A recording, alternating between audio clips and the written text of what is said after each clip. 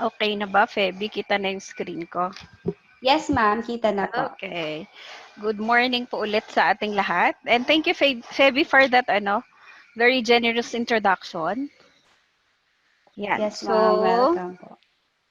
okay na. Can we start? Yan. So, good morning po sa ating mga participants. I learned from Bryan na may mga kasama tayo from Visayas. Tama ba, Febbie?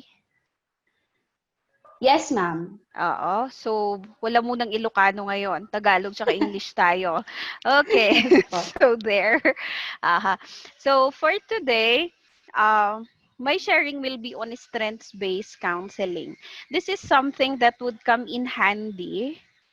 At sakto lang na sumunod ako sa presentation ni Sir June because I think one of the things that we do in PFA is to identify people who may need further assistance. Okay? So, just in case wala tayong mapag-reference sa kanila, no, and we are challenged to provide further assistance, this strengths-based counseling might come in handy. Okay? It might come in handy for you. Though, syempre, may restrictions na naman tayo sa Philippines about those who can do counseling. But there are some concepts here. There are also some tips. There are also a few of the steps here that you can use not only when you are doing professional counseling. You can also use actually the steps here and in the concepts when you provide life coaching or assistance to your friends, to your students. Yung mga kasama ko pong teachers ngayon, no, kailangan ho natin talaga yung ay na madagdagan yung ating tools on how we could assist our students because yes, all of us are going through this transition to the new normal setup of education and not only teachers, no, even our students are going through some difficulties, even parents, no, there are some difficulties that we encounter because of this new normal setup. And so that we need to buffer up our backpack tools or our back tools on how we could assist further our students. And since we're talking about strengths-based counseling, let's start off with this wisdom from experts in the field of psychology and in counseling. So starting off with uh, the father of positive psychology, si Martin Seligman, sabi niya, habits of thinking need not be forever. And one of the most significant findings in psychology in the last 20 years is that individuals can always choose the way they think, and that includes us. And so that is why I will be introducing to you today a relatively new technique in counseling, but it's something that we can use, especially in the school setting, na marami tayong mga clients. Okay? So, apart from that, sabi din po ni sino to, si Albert Ellis, the father of CBT, and now the Rebet, the best years of your life are the ones in which you decide your problems are your own. You do not blame them on your mother, the ecology, or the president. You realize that you control your own destiny. So they are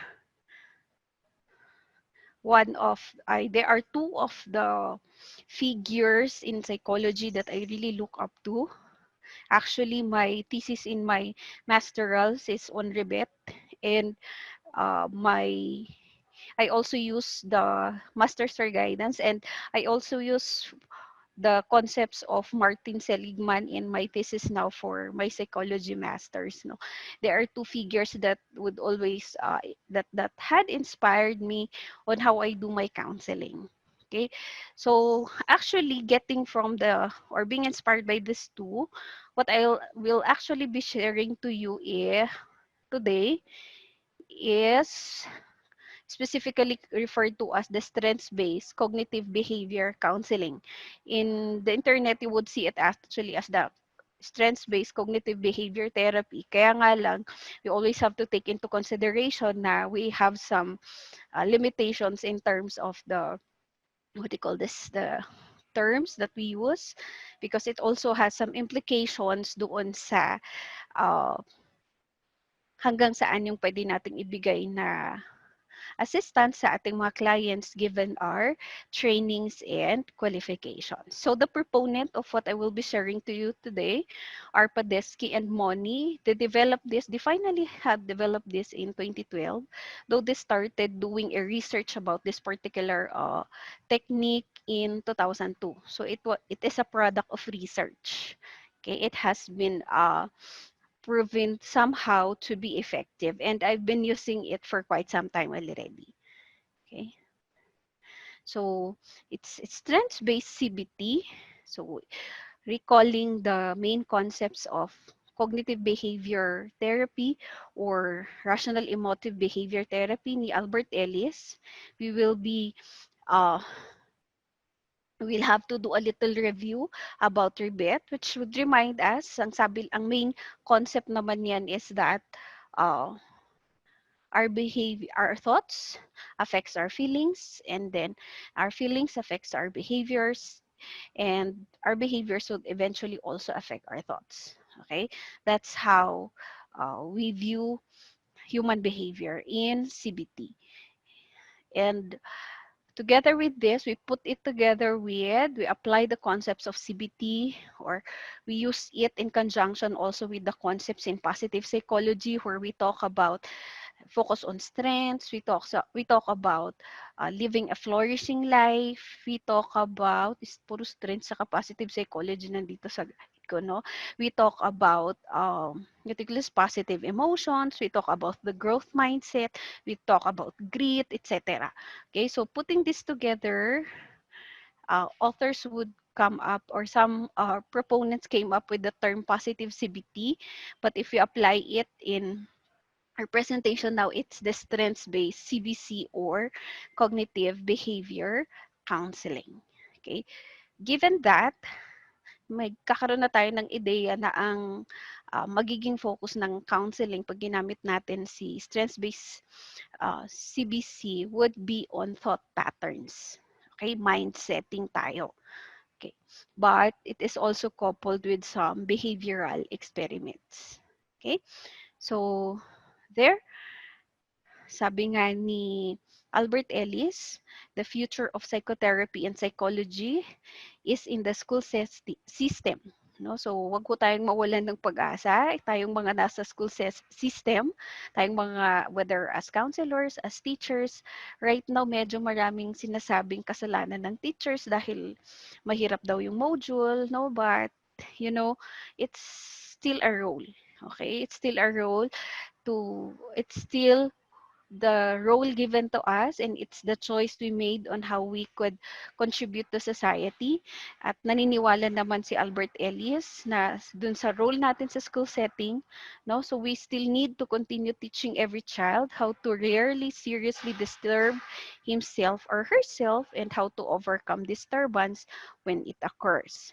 And we always have to keep in mind na pag ginagamit natin si strengths-based, apart from teaching students to overcome disturbances, especially in their mindsets, no, we always also have to remember na the aim of positive psychology, which is to catalyze a change in psychology from a preoccupation only with repairing the worst things in life to also building the best qualities in life of our clients. Okay?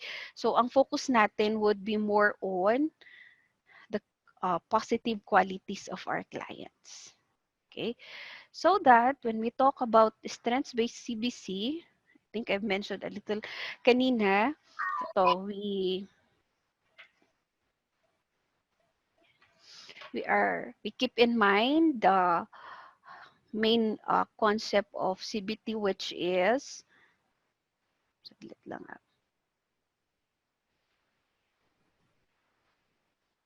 okay.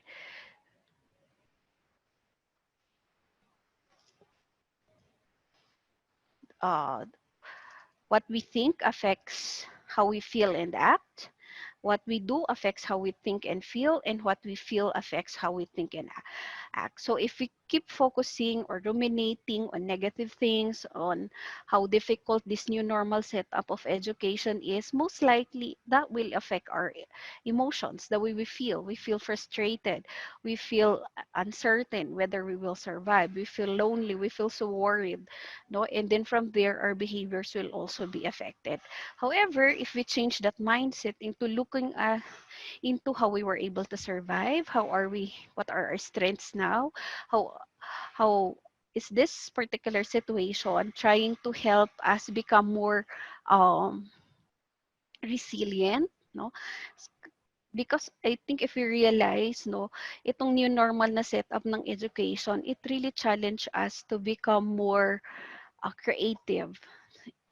It also challenged us to learn the world of the digital natives, no? For some of us, dati sanay lang tayo na gumamit ng messenger, gumamit ng just the common ones that we use, no, in the digital world. Kaya lang sa ngayon, no, kailangan nating aralin yung different learning management systems, no. We have to learn different platforms on how we could still deliver learning, how we can still facilitate the learning of our clients. And ganun din sa mga estudyante natin, no.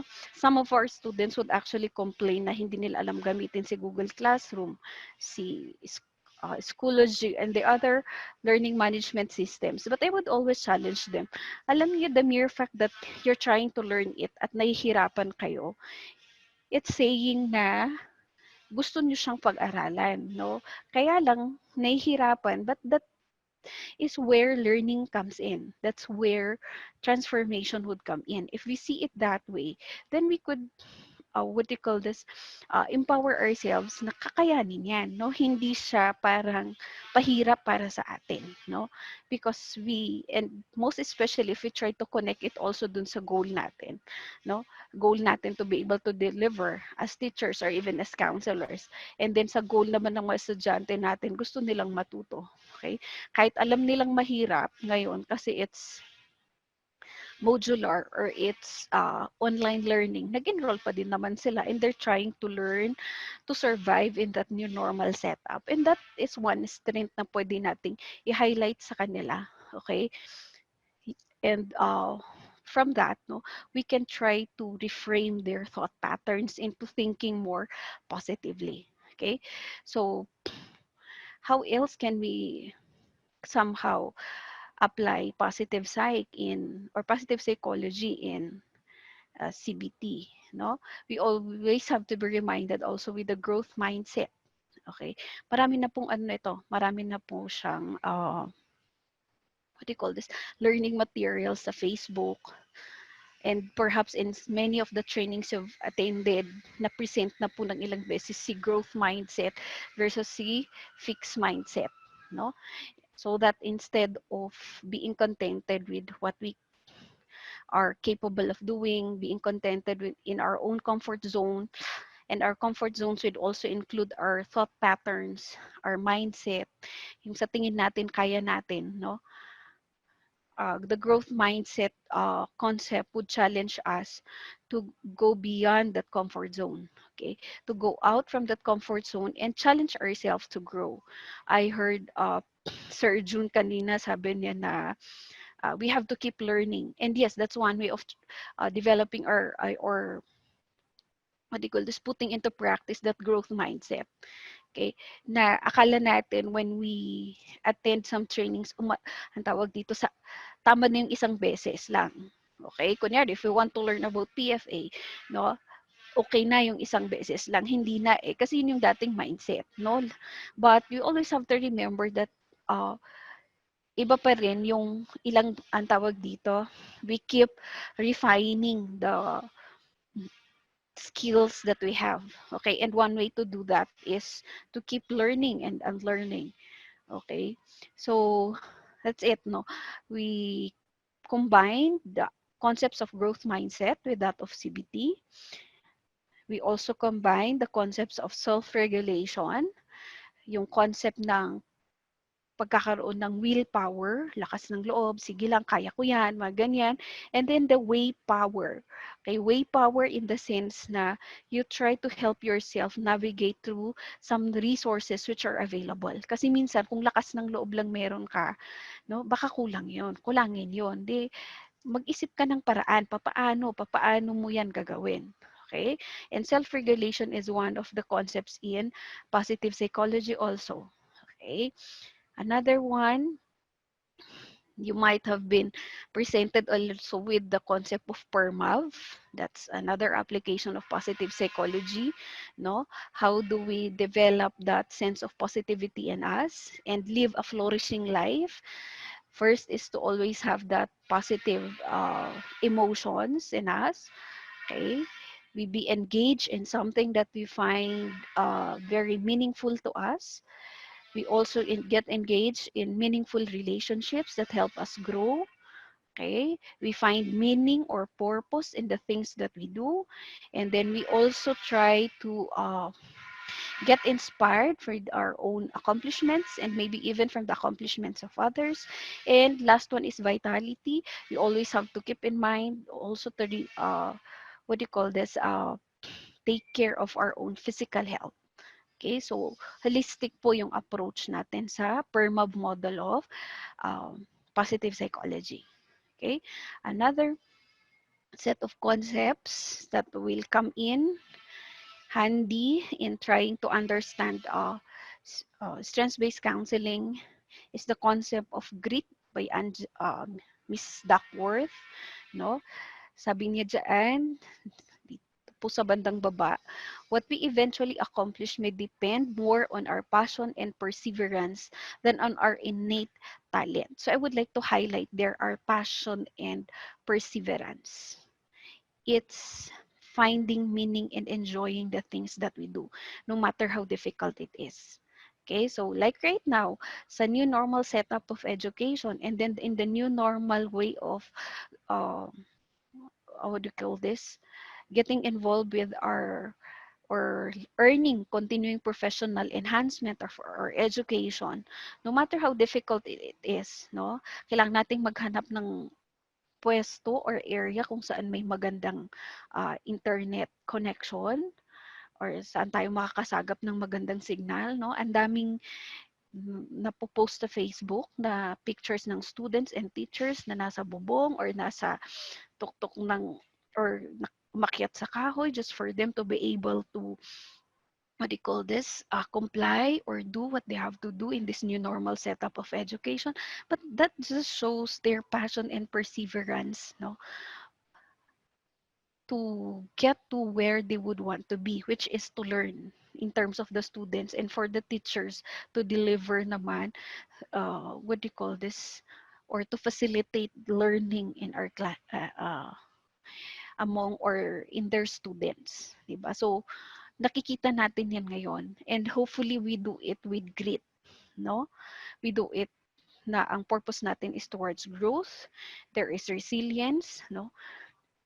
There is that instinct going about after our goals, no matter how difficult it is, and the tenacity or the perseverance. Okay, so we always have to find meaning and then do our work with passion and perseverance. Okay,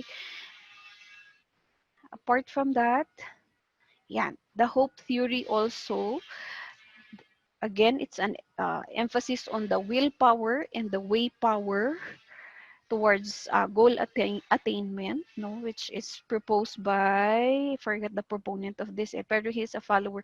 This is actually an application of the concepts of positive psychology, no. So that is why we would always, in positive psychology, we would always look or see that hope is one of the signature strengths that people can have aside from passion and perseverance. And of course, we have to, in strengths-based counseling, we do this together with the, or we apply these concepts together with the, uh, what do you call this, techniques of CBT. Okay. So that's strengths-based counseling in general. Parang that's a bird's eye view of what is strengths-based counseling is all about. Now, himay-himayin natin konti. Ano nga ba si strengths-based counseling? First, as to its goals. 'Di ba ganun naman sa counseling techniques, no? Meron at merong particular goal ang bawat technique. So in strengths-based counseling, one of the goals when we do this, we always have to keep in mind is for clients or for us to promote happiness among our clients. That genuine happiness, what do you call this, that they could experience daily. And hopefully they would realize that happiness is not a destination, but it's a way of life. Yun bang you don't work well today so that you will be happy tomorrow or in the next 5 years. Yung parang sa mga estudyante natin, natitiisin ko ngayon. Minsan sasabi nila, titiisin ko ngayon para mas maging okay at mas masaya ang buhay ko pagkatapos kung mag-aral, mga ganyan. So sabi ko sa kanila, challenge ko lagi sa kanila, bakit kailangan mong antayin na matapos kang mag-aral bago ka maging masaya? Eh, pwede ka namang maging masaya habang nag-aaral ka. Diba? You can find meaning in the difficulties that you encounter now. Kasi kung antayin mo pa yung 5 years na yan, matapos ka bago ka maging masaya, eh mahirap na yon, diba? Malay mo, abot ka ba doon? Diba? So, kailangan ang tawag dito, ang happiness is a way of life. And it's something that we have to experience sana daily, no? Iba-iba naman tayo ng expressions of happiness, sources of happiness. Basta yung importante kung saan man masaya yung taong yan, no? Sa ano man yung makahanap siya ng sources ng kanyang happiness. Okay? And sana daily yung kanyang experience of happiness. Okay, aside from that, no, another goal of SBC or strengths-based counseling is to promote courage among our clients. Okay? Courage so that even if things are difficult, no, ang tawag dito, hindi sila mag-give up.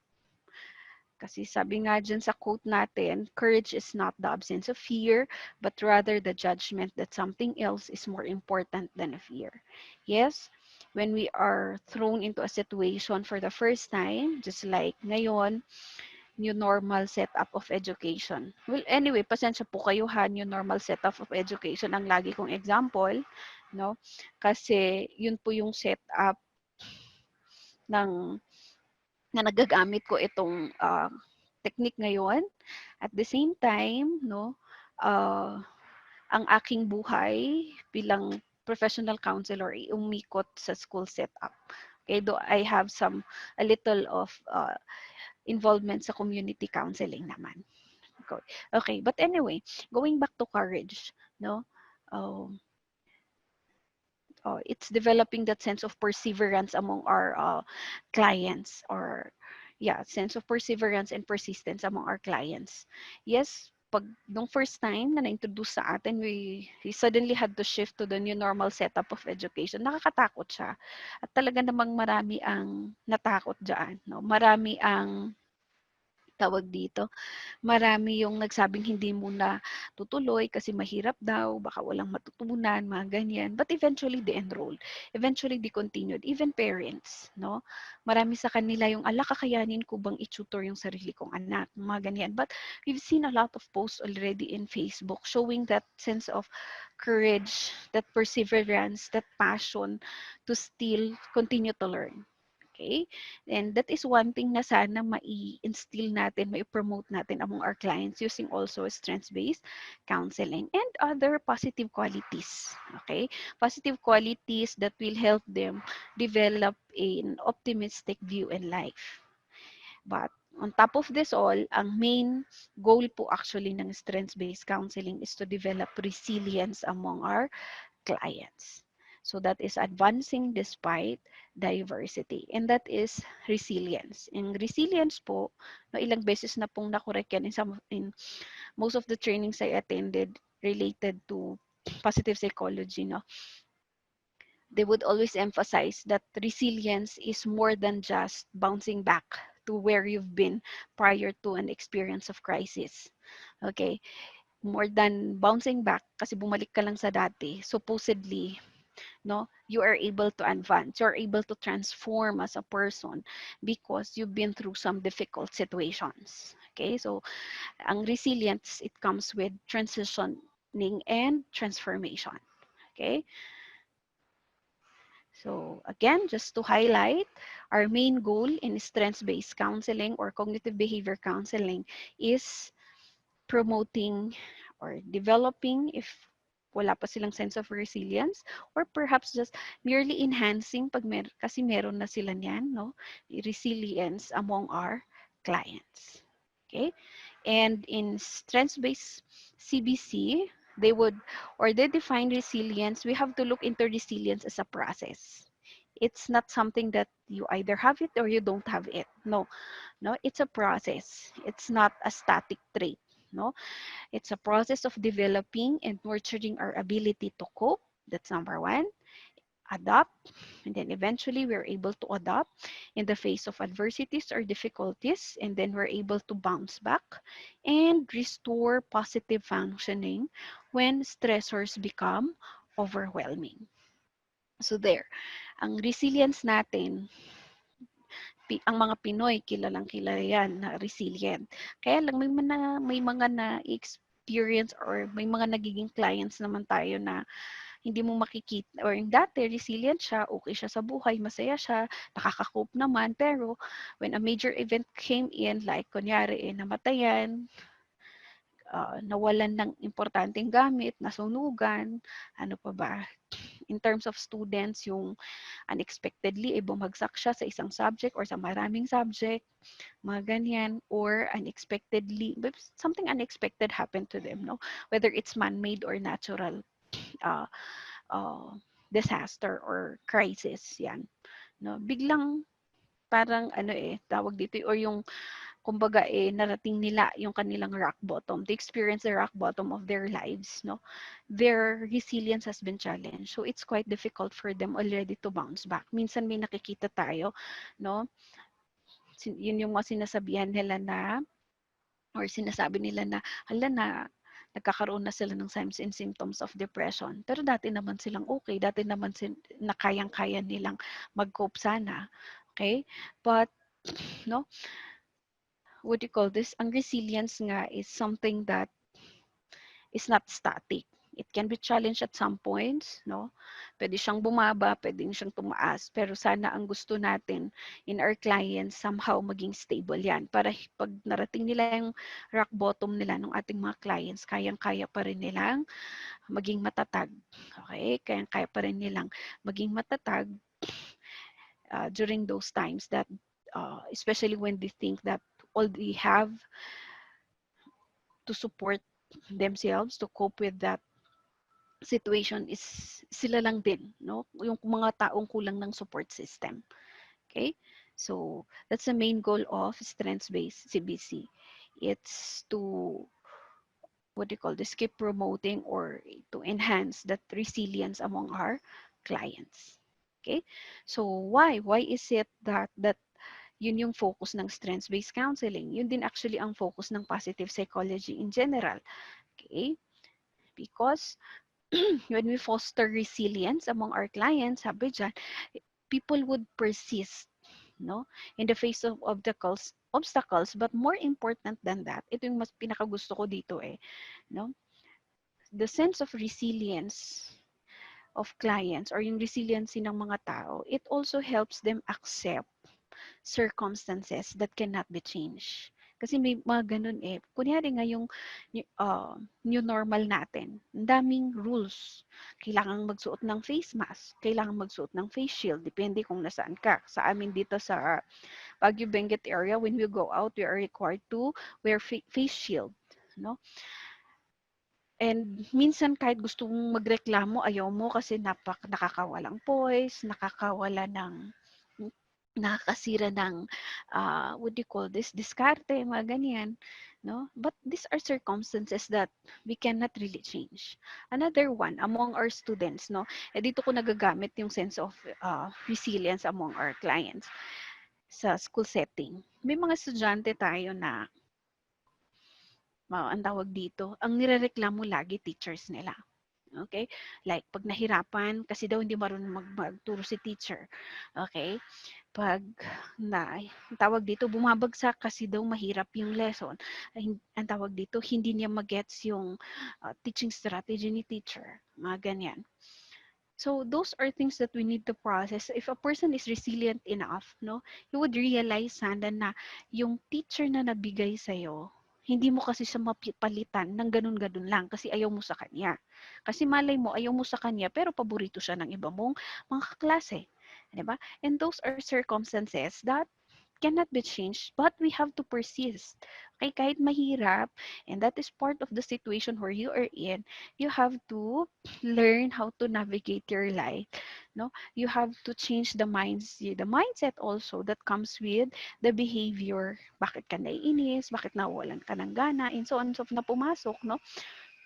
Merely because of a circumstance that is quite difficult to change. Diba? Ganun naman sa school setup eh. Not because ayaw mo siya, ipapalitan na agad. Okay? So, that is one of the advantage of fostering resilience among our clients also, no? Apart from that, no, fostering resilience among our clients provides a buffer, no? A buffer to protect us from psychological and physical health consequences during difficult times, no? Bakit kaya hindi lahat ng taong nakaka-experience ng crisis, kailangan ng PFA agad-agad? Hindi naman kinakailangan mag-undergo ng counseling agad-agad, no? Puwedeng ang isang factor diyan, no, among these people who are really able to bounce back immediately, who are able to continue with their life, no, who don't give in or who don't go through depression or who don't experience the signs and symptoms of depression after going through some difficult times, no? Kasi baka resilient sila, no? Dati na silang resilient so that, no, that sense of resiliency was a buffer for them during those difficult times, no, and resilience, no, that sense of resilience nila had been developing over time, hindi yung nangyari lang or na-develop lang during the time of difficulty, no, it just came in handy na napakalaking naging tulong niya sa kanila kaya sila naka-bounce back agad, no, during those or during uh, critical situations, no, during difficulties in their life. So that's one of the advantages of fostering resilience among our clients, no. Hindi lang siya magiging applicable or hindi niya yan magagamit dun sa problem niya sa ngayon kung bakit siya pumunta sa for counseling, no. Magagamit din niya yan, no, later on sa ibang aspeto ng buhay niya. Okay? There. So, again, as I mentioned earlier though, no, resilience can be worn down by multiple stressors and challenges so that we experience fluctuations in resilience throughout our lifetime. Kunyari sa isang crisis, kunyari sa ngayon, yung normal setup, no, nung second sem, marami kaming mga estudyante na bigla kaming nag-shift into online learning platforms. Marami yung okay lang, ginanahan pa sila. No, ine-enjoy nila learning the new way of doing things. Okay, kasi midterms kami noon, bigla kaming nag-shift into new normal setup. Lahat online na. And then, nitong second sem, marami na yung, nagtaka ako, bakit kaya maraming nagsasabing di na kaya? Nakailang estudyante na akong nagsabi na, nagpaalam sa akin na hindi muna daw tutuloy kasi medyo nahihirapan ng mag-cope. Pero last semester, okay naman sila. Okay? But tawag dito, in our asynchronous na online life coaching with them, I cannot still say na counseling pa yun kasi hindi ganun kompleto. Pero doon ko pa rin na-apply yung counseling skills ko ngayon as a full-time teacher, no, in processing students who are really going through some difficulties. Especially these students na nagpapaalam na hindi muna mag-aaral. No, anyway, back to that example. No, so, nung second sem, naka-cope sila. Pero nitong first sem, nahihirapan na sila. So, in my conversations with them, no, mas, ang tawag dito, medyo naging mas komplikado kasi yung sitwasyon nila ngayon. Kasi, matagal na yung lockdown matagal na yung quarantine period natin So, nung second sem pa, sometime April, May, and then June, pwede pa, meron pang resources na pwedeng magamit sa bahay. No? Pero ngayong tumagal-tagal na, wala na rin, pati financial resources nila, depleted na talaga. So that they have to choose between doing some part-time work or what do you call this, going to school. No, kasi hinahirapan na din. Ultimo pag-load nila, hirap na nga sila eh. Yung mga ganun, no?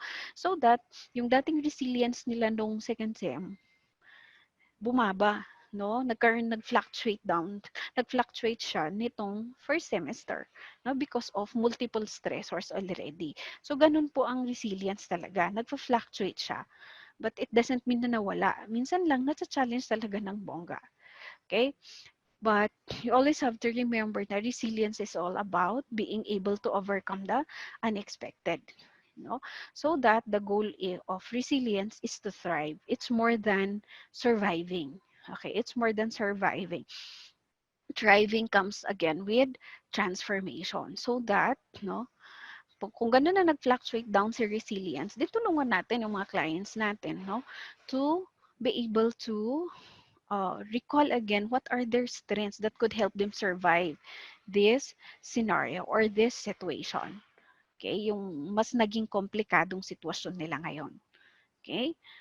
So, that is, again, the main goal of strengths-based CBC. Now, so how would we define then the therapeutic or counseling relationship between the client and the counselor nito? Or between you and your friend, between you and your student. Okay? So first, it's highly collaborative. Collaborative in the sense that you work together with your clients. You don't come in as the only expert here. Okay? We have to always remember that the client here is also an expert of his or her own life. Alam niya kung ano yung strengths niya, alam niya kung ano yung pinagdadaanan niya, no? Ikaw naman na client, nandun, ay na counselor, nandun ka na taga-process. Okay? Taga-elaborate kung ano yung sa tingin mo hindi na nakikita ng client because his or her mindset, his or her mind is clouded or his thought processes are clouded by his or her emotions. Okay? So hindi na pag-isip ng klaro, no, because yun nga may pinagdadaanan. So ikaw naman, you collaborate with him in coming up with strategies on how he can help himself return back to perhaps a higher level of resilience, no, higher than the sense of resilience that he has prior to the crisis or difficulty that he is currently going through. So, collaborative po tayo. We work with our clients. Okay? And it's highly empirical. So, empirical, scientific, marami mag-experiment tayo, and we start that with observing. I-observe natin sa clients natin, ano yung mga habang nagkukwento sila sa atin, i-highlight na or observe na natin, tingnan na natin, ano yung mga strengths ng client natin. Ito. Okay? Even in times of difficulties, ano yung mga nakikita mong signature strengths? We have some list later. Okay? I-observe natin, ano yung mga strengths na meron siya. And then, we also try to back this up. We do some readings on resilience, what are the resilience factors, what are the signature strengths of people, because that will come in handy. Pero syempre, ito, advance na po na nagawa sana natin. Kaya anyway, yung ibibigay ko sa inyo is, ngayon is an overview of what stress-based counseling is all about. And then later on, you can do your own behavioral experiments also. And then after that, no, we try to help our clients build a model of resilience, and then she will try out this resilience model, which is highly personalized. So, ganun, empirical siya. Yung techniques ng client on how to survive and develop his or what do you call this, increase his level of resilience should be based on data available during the time of counseling. So, very important po yung very observant tayo. Okay? And ang mindset natin, mag-shift din tayo. Instead of listing down, ano yung kanyang mga problema, saang aspeto siya nagkakaroon ng problema, ang ino-observe po natin, ano yung mga strengths niya. O, kahit na ang sinishare niya, problema niya, ang titingnan ho natin, ano yung mga strengths niya dyan. Okay? We will look into those ones later dun sa counseling steps natin. Okay? So, what are the therapeutic frames or tenets of uh, strengths-based CBC? Okay? So, ito yung mga kumbaga guiding concepts natin as we do strengths-based CBC. So, the very first one, we always have to remember that clients already possess the building blocks that they need to construct new positive qualities. Meron na silang building blocks towards resilience. No, something like we're born with that. Meron tayo noon. Minsan lang nakakalimutan natin. Okay? Another one, strengths necessary for resilience can be found within our daily or recurring activities. So habang nagkukwento, yun yung sabi ko kanina, habang nagkukwento si client, or perhaps even as you try to review yung kanyang, what do you call this, uh, record, or yung kanyang intake interview form, whatever data available in your office, or other information available sa'yo about the client, no? No? Yung strengths ng taong yan, nakikita yan sa kung ano yung ginagawa niya everyday, especially in the things that she loves doing, he's so passionate about. Okay? And then, resilience from these strengths, no, yung strengths na nakikita dun sa kanyang daily activities, no, will emerge from these strengths, will emerge the resilience of that client. Kaya sabi dyan, resilience can emerge from many different combinations of strengths. Kaya siya strengths-based. But the main goal is towards resilience. Okay? So, ang building blocks of resilience are actually the daily strengths or the strengths that are that a client possess, no, or that the client expresses in his or her daily activities. Another one, in strengths-based CBC, therapeutic silence is observed because this results to creative processes. Okay? Uh, Tinatawag naman po ito na golden silence in counseling or the therapeutic silence. No, we allow our clients to what do you call this, somehow keep silent for quite some time. Pag medyo tumahimik po yan, pag may tinanong tayo, no, or perhaps when we do some, as we go through the different steps at tumahimik si client, no, then let's just give them that experience of therapeutic silence, no, kasi they might be putting their thoughts together, especially trying to believe na meron na silang built-in na strengths. Okay, and smile, often because a smile would encourage clients' creativity, and it also communicate that the discussions or sharings of strengths and positive aspirations are actually the central theme of strengths-based counseling, or what we are using with them as a technique. And we also use images and metaphors that would help clients construct novel models and applications of resilience. Pero itong images and metaphors, it has to be something personalized also for the clients. Okay, what do they imagine their life would be if they keep on being positive? Okay, what are also the metaphors that they attach or that they could uh, uh, what do you call this, associate with their strengths now, ganon. So yung mga yan, they will come in handy during the counseling session. Okay, however, the major tenet, or yes, therapeutic frame of strengths-based CBC is that it would be more effective to focus on construction of resilient beliefs and behaviors rather than dismantling beliefs and behaviors that serve as roadblocks to resilience. Ito po kasing dismantling beliefs and behaviors that serve as roadblocks to resilience. Ito po yung classic na cognitive behavior therapy. Di ba yun po yung ginagawa natin sa REBET?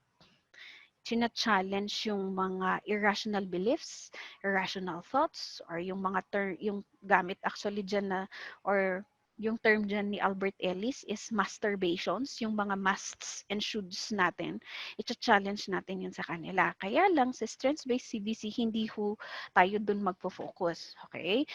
Change of mindset po tayo as counselors. Magpo-focus na po tayo dun sa construction of resilient beliefs and behaviors. So again, we focus on the strengths, hindi kung ano yung kanyang mga irrational thoughts. Okay? So given that, no, given the main goals, the major tenets of the major tenets of saglit lang po inom lang konti.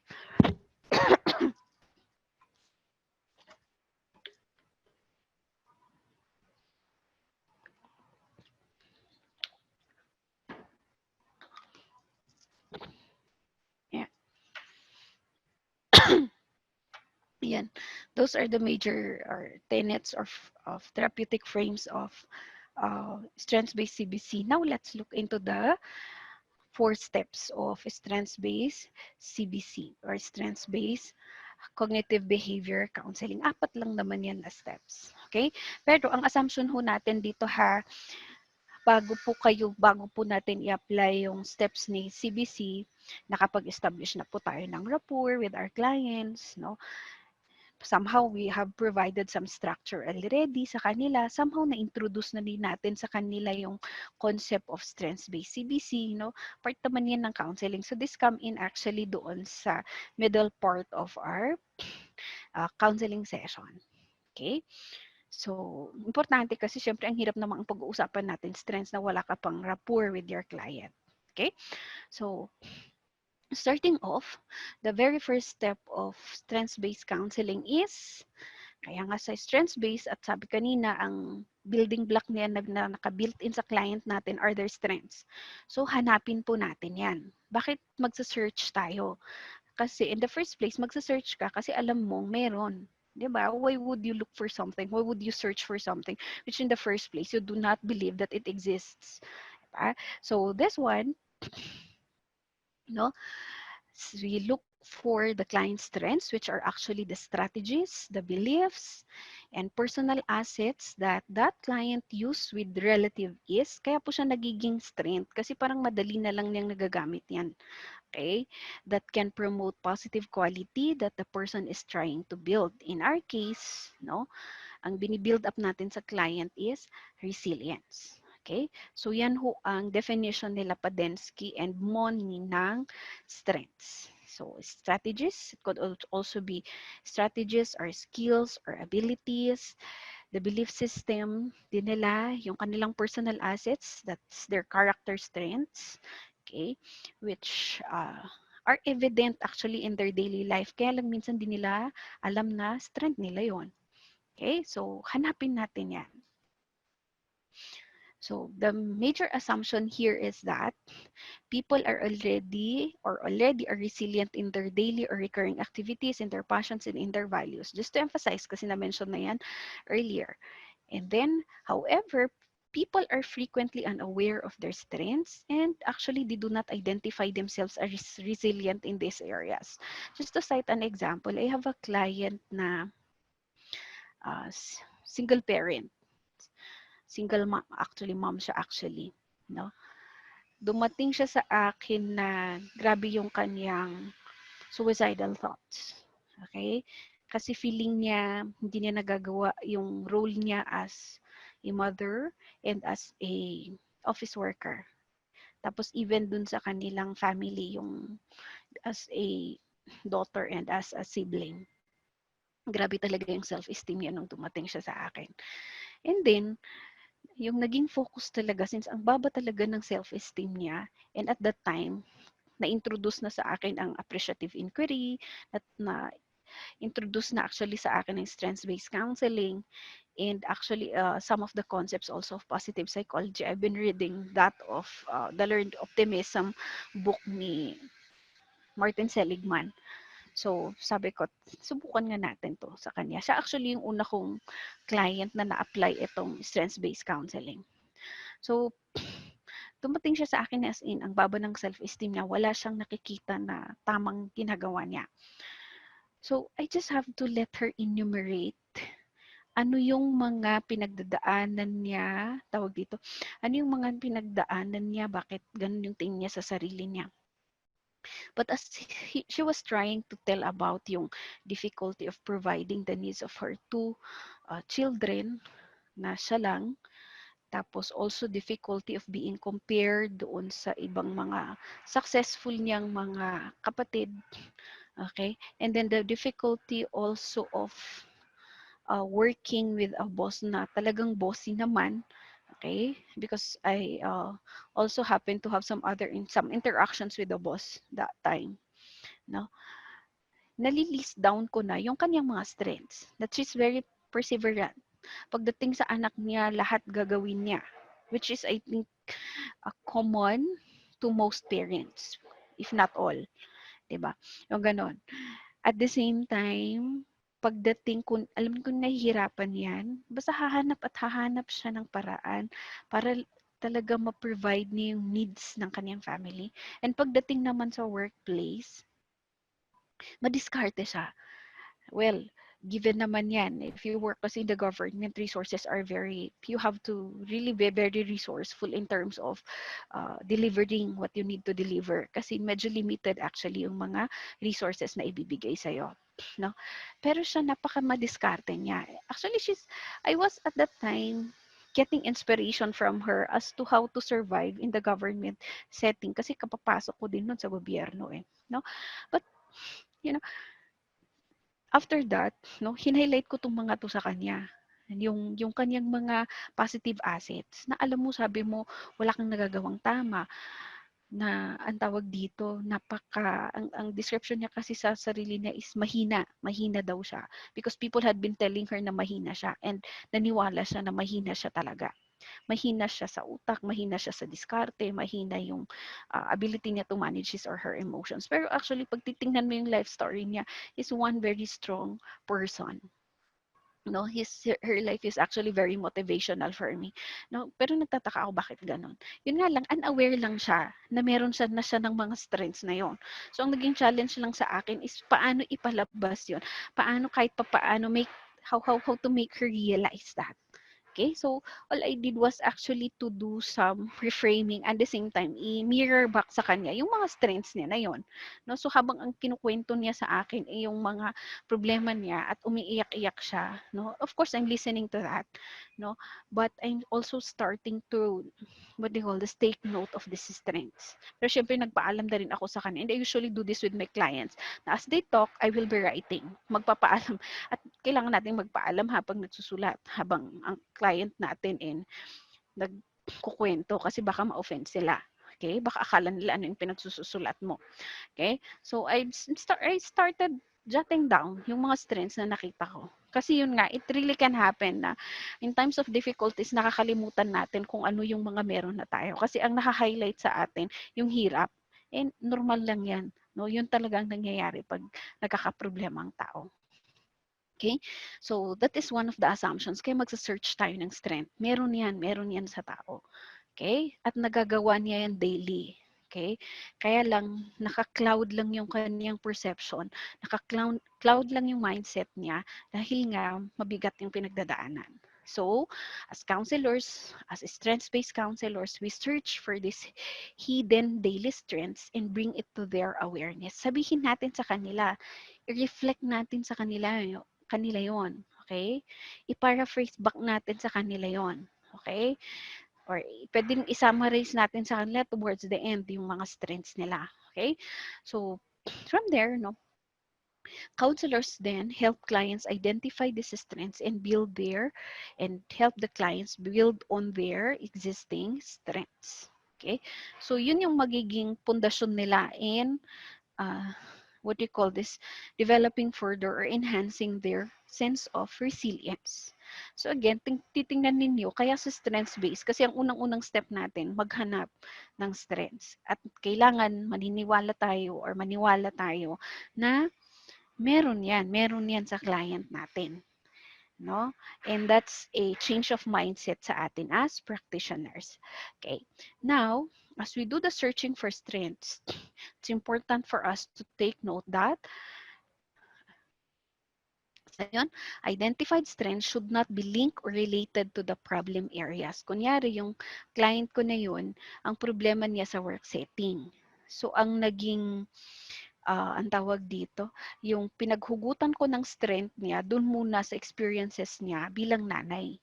Okay? Kasi hindi muna sa workplace. Well, because of this, yung first nating uh, what do you call this, note here that people are generally more likely to hold distorted beliefs and maladaptive behavior patterns in areas of difficulty than they do in areas where things go well in their life.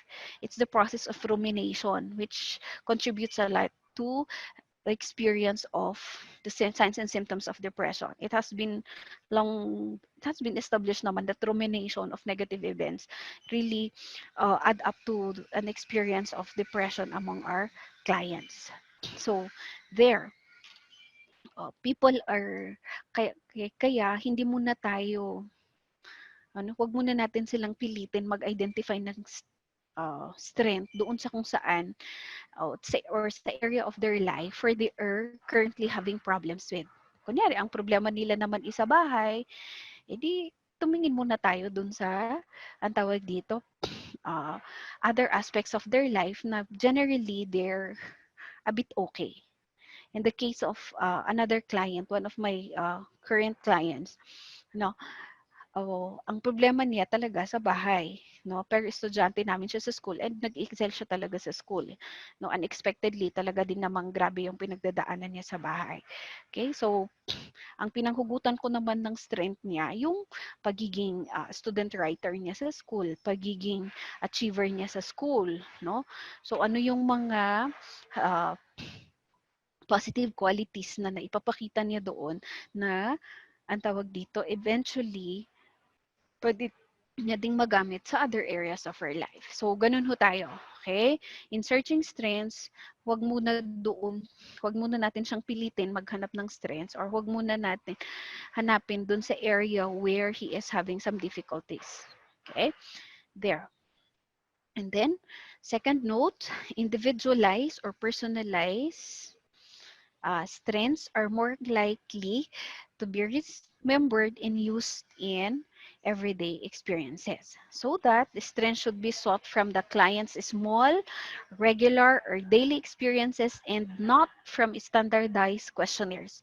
Ang dami pong questionnaires or tests sa Facebook na nagsasabing it will help you identify your strengths. Pero in strengths-based CBC, kailangan ho personalize yan. So, hindi ho tayo gagamit ng questionnaires kasi nga naniniwala tayo na built-in yan sa client. At kailangan nating tingnan yung nagagamit niyang strengths sa daily experiences niya. Siguro yung what you call this, so paano natin malalaman na strength yun ng clients? Kaya nga we go through some trainings, we do some readings, we do some researching, no? So that we would have a, what do you call this, kumbaga, a readily available list of possible strengths that clients can have or may already possess na nakakalimutan lang nila when they go through some difficult experiences. So again, it has to be personalized. Hindi tayo gagamit ng standardized questionnaires dito. Okay? Ano lang yan, mula sa kwento ng client natin, doon tayo maglilista ng strengths. Okay? So, we search trends in the everyday language and metaphors used by our clients. Okay? At yung metaphors, napaka-ano nito, culture specific. Okay? So, actually means kasi sa ngayon, hindi ko siya masyadong nagagamit with my clients sa current workplace ko kasi I am still learning their culture and their language, even their language, so that I focus on images. I focus on imagery. Ano yung, I ask them to imagine what their life would be, how beautiful their life would be if they have these trends. Ganun actually. Kasi nga, napaka-culture specific actually ng metaphors. Or sometimes when they use some metaphors, na sa tingin ko metaphors, I clarify with them ano yun. Okay, importante yun ha. Tanungin natin. If there's some metaphors also, we ask them what those metaphors are. Okay, there. Now, ito na yung personal competencies or assets linked to resilience that had been established by researchers. Okay, dalawa actually yung source ko nito, no? So, first, competence. If our clients are able to maintain their good health in spite and despite of the difficulties they're going through, that is one personal competence.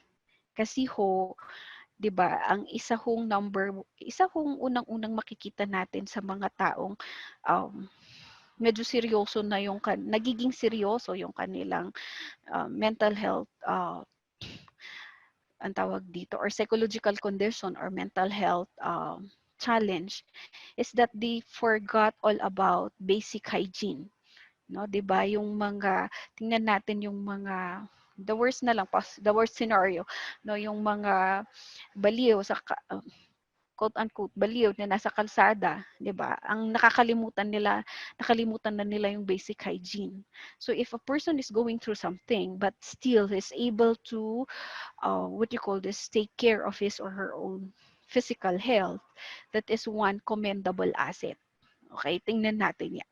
Okay? So, pwede natin tanungin yung client natin, paano mo na-maintain pa din yung ganda mo, yung maganda mong pananamit, no? Yung somehow nakikita namin positibo mong disposition sa buhay, paano ka nakakapag-jogging pa din, yung mga ganun. Marami pa rin silang nagagawa, no? To maintain good health even if they're going through something difficult. Okay? And that is one personal competence or asset that is linked to resilience. And sometimes ginagawa yan daily ng mga clients natin. I have one, what do you call this, client, then parent actually, no? Na iba siya dun sa parent na una kong client using is strengths-based counseling, no? Ang tawag dito, sa dami ng itong client na to, sa dami ng mga kailangan niyang gawin, and he finds it's very overwhelming, no, having to juggle really with raising um, a what do you call this, raising a relative na may terminal raising tuloy, taking care of a relative na may terminal illness, no, nakakapag-jogging pa rin siya everyday. Tapos nung tinanong ko siya, paano mo pa rin naisisingit yan? Kasi ma'am, kailangan. Bakit? Parang ganun. Kailangan daw niya kasi he realized that health is very important. Wala daw papalit sa health. And that's one positive mindset. That's a mindset that is highly commendable, and that's one strength. Okay, aside from yung na-maintain niya yung good health niya, no, yung mindset also na she should never compromise yung health niya is an asset na na-identify namin. Okay? Another one is easy temperament or positive disposition in life, secure attachment or good support system, kung meron siya niyan. Okay, secure attachment din, yung maybe in a relationship at hindi naman siya ganun ka possessive or very possessive doon sa kanyang partner. Okay naman siya sa sarili niya. Okay? Secured naman yung kanyang, he has a secured feeling in terms of his relationship with people around him. No, that is one personal competence. And then basic trust in people, which comes with secure attachment. Yung tipong nakakatulog siya kahit medyo na late umuwi yung asawa niya, or nakakatulog pa rin kasi may trust siya sa ibang tao. Pero iba pa din pag yung medyo ano naman, may ginagawa ng di maganda. But anyhow, as long as healthy to healthy yung kaniyang sense of trust. Kasi pag ang tao naman wala nang tiwala sa ibang tao, of course, that's a sign na mahirap na pong maging resilient noon. Baka pati yung mga counselors at mga first aiders, hindi na niya pagkatiwalaan. Okay? So if a person is still able to entrust to you actually his or her life story, that is one what you call this, personal competence na pwede nating i-highlight. And that is actually one thing na I always highlight sa my clients. Lalo pag sinabi nila na, "Hey, ma'am, hindi ho ako talaga mahilig humingi ng tulong." Pumunta sila sa akin, nagpatulong sila sa akin. So sabi ko, no, I would highlight that to them. The mere fact that I am a stranger, the mere fact that I am somebody outside their family, outside yung friends niya, no, yung kumbaga immediate support system niya, the mere fact na lumapit siya sa akin at try siyang magpatulong, that is a very good, no, that is highly commendable. I, aside from I am so grateful with that, pero that is one personal competence, 'di ba? Hindi naman, may tiwala pa rin siya at kaya pa rin niyang seek ng help ng tao. Kasi yon, that is also, yun po yung ability to seek help, no, that is also one personal competence, no, that we can highlight. Another one, interpersonal competence. If they have good interpersonal relations at school or in their other life areas, that is one. thing that we can highlight. Cognitive ability, if they're able to plan things out, they're self-efficient already, they can regulate their own emotions. That is one thing we can highlight also. Dun sa client ko na single mom actually, no, nahirapan ako actually paniwalain siya na hindi siya mahina. So, ang ginawa namin actually, just for me to highlight na hindi pwedeng mahina siya. Kasi paano siya nakasurvive, no? Paano siya nakasurvive na magtapos and then at the same time i-survive yung challenge of being a single mom for quite some time or single parent for quite some time kung mahina siya. So, binalikan namin actually yung, pinilit ko siyang balikan yung achievements niya nung elementary, nung high school, nung college, ganun. And then, I came to discover na, ano, ang tawag dito, achiever pala siya. And it was the first time I learned about it also. And really, as he was sharing that, dun, ang tawag dito, yung kanyang mga achievements, mga ganyan. Kasi kailangan ko ng backup na eh. Kasi ang hirap, nahihirapan pa rin akong ipakita sa kanya yung strengths niya, yung built-in strengths niya.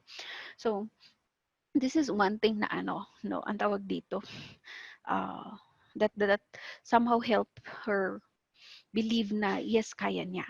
Okay? Kasi hindi pwedeng maging achiever siya naman during those times kung talagang mahina siya.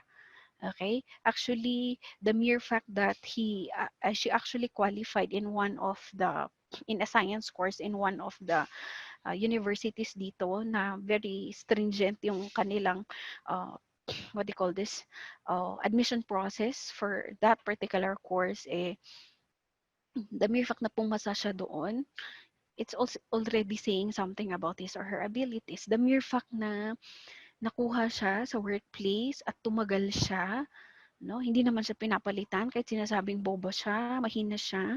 Meaning to say, meron pa rin nakikita sa kanya. Yung mga yon, no? I had to highlight those stuff. Okay? Because those are actually parang kumbaga day to day and at the same time personalized ways on that would highlight yung kanyang mga abilities. Okay? So aside from that, ano pang mga personal competencies linked with resilience or linked to resilience? Emotional intelligence, if we follow that of Daniel Goleman, may self-awareness ba siya in terms of her emotions? Nare-regulate ba niya yan? Kung baga nagalit sa kanya yung boss niya, hindi naman niya agad-agad sinasagot, no? Hindi naman siya nagwawala, yung mga ganyan, no? Empathy is able to uh, what they call this, understand also how the clients are feeling, how his or her own clients are feeling, yung colleagues niya, and then he has good relations with people, then those are character strengths. Okay? Self-esteem, no, in the case of my client, ito yung na-challenge sa kanya eh, no? But for some clients, pwede nating makita na isa to sa strengths nila. Creativity in expressing their thoughts, their emotions, no?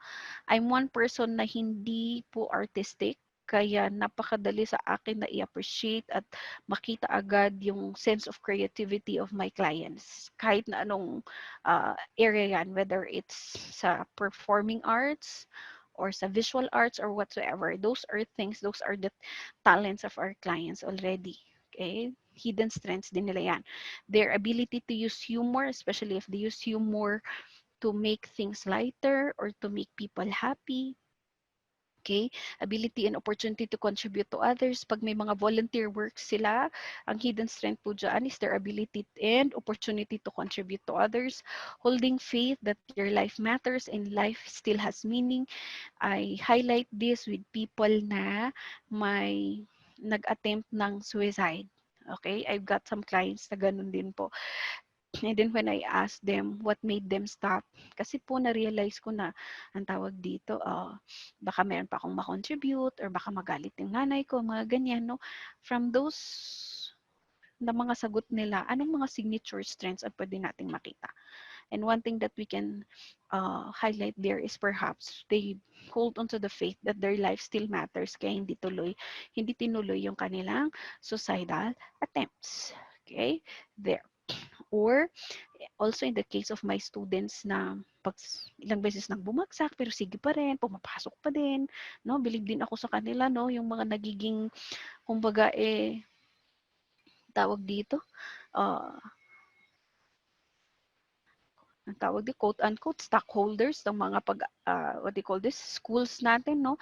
Ang dami nila na kahit tagal makatapos pero sige lang, tuloy pa rin because they believe still that they can contribute and they can still learn at kakayanin pa din nila yan.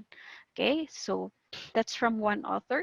Another author, those are personal competencies. Ito naman mga from another research to, signature strengths of people. Inalis ko na lang yung mga naulit dun sa, similar dun sa kanina. But anyway, ito, forgiveness and mercy. If a person is able to forgive and is able to liberate himself from feeling bad, because he tries, ayan tawag yung mga hindi marunong magtanim ng sama ng loob, that is one signature strength of people. Diba? Kasi it has long been established and ang tawag din, nababasa din naman natin sa sacred scripture yung pag nagpatawad ka, mas liberating yun sa'yo kaysa dun sa taong pinatawad mo. So that is one strength. Modesty and humility, ang dami pong ganito.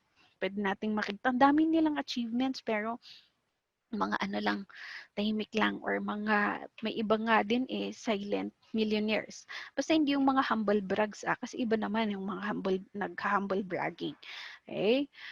Curiosity to learn more, open-minded to share and learn from new skill or learn new skills.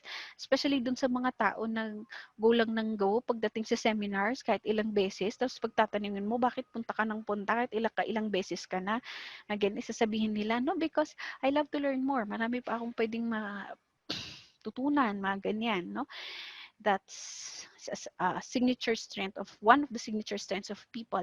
Fairness, if they're able to uh, what do you call this, exercise fairness in terms of how they deal with their kids at home or how they deal with their colleagues or with their clients.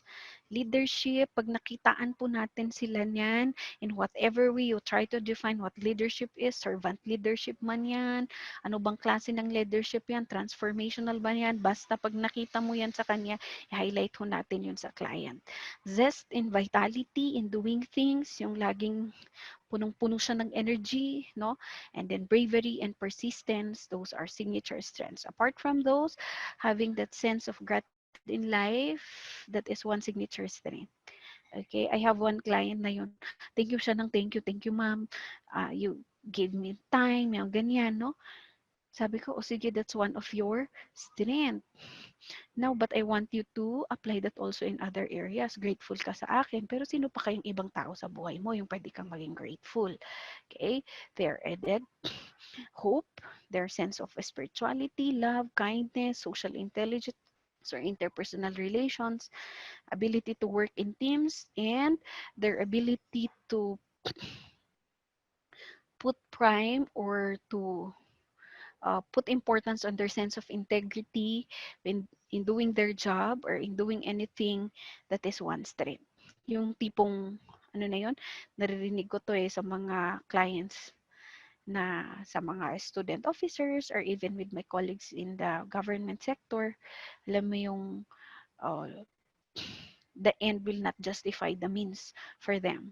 Importante dapat maayos kung paano nila ginawa yung mga bagay-bagay, walang ginawang panloloko sa ibang tao or matawag dito, walang hidden agenda when they do things because for them integrity is very important and that is one signature strength of people also. Okay? So, yun po, mga signature strengths pwede nating makita. Paano to na ipapakita sa daily life? Pag nagkukwento ng clients natin, try na nating i-check. Ano yun? Or pag pinakwento natin sila about their hobbies, the things that they do, what do you call this? Checklist na tayo. Ano yung mga naipapakita nila doon? Okay? And where do we explore these signature strengths and personal competencies? Ayan ho. Sa hobbies ng mga clients natin or in their special skills or talents, like people who are into sports, into music, into photography, into vlogging, ano pa yung mga nauuso ngayon sa mga nagko-collect ng cactus at mga plants, no? Mga uso yan ngayon, no? It's one of the either hobby or skills or talents ng mga tao ngayon. Ano yung mga nakikita nating signature strengths sa mga yon? Caretaking activities, dumadami na po ang mga pet lovers ngayon. No? Ano yung mga signature strengths na ipapakita nila when they care for their pets, when they care also for their family members.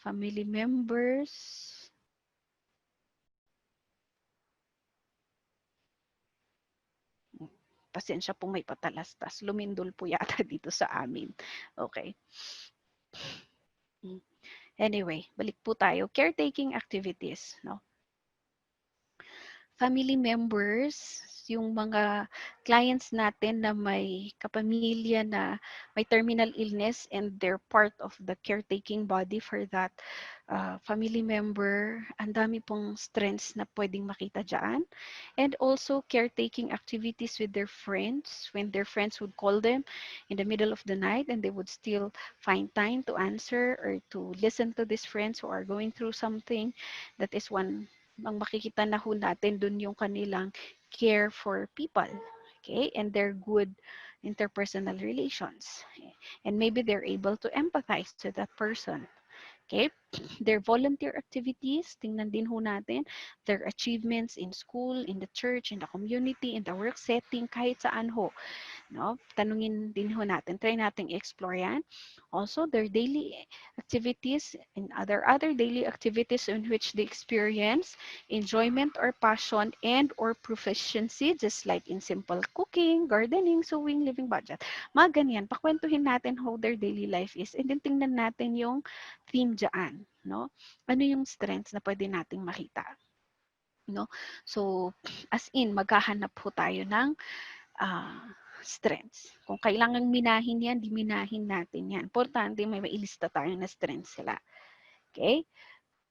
So, pag na-establish mo na yung strengths, meron ka ng listahan, now you can now explore a little of their obstacles or difficulties, no? Yung ano ba yung pinagdadaanan nila ngayon. Or maybe actually naggawa na nila to kasi minsan may mga clients natin na pag upo pa lang nila, kumusta ka na, nagpakilala lang kayo, mga ganyan, umiyak-iyak na and so on, nabanggit na nila agad sa'yo yung mga problem nila. Diba? And that's the first step in establishing. Baka yun yung naging unang way of establishing rapport ninyo. May mga ganun naman na client talaga Pagdating pa lang, ang tawag dito, umiyak na siya agad. No? Kasi siguro napaka-emotionally loaded na talaga niya at that time. Okay?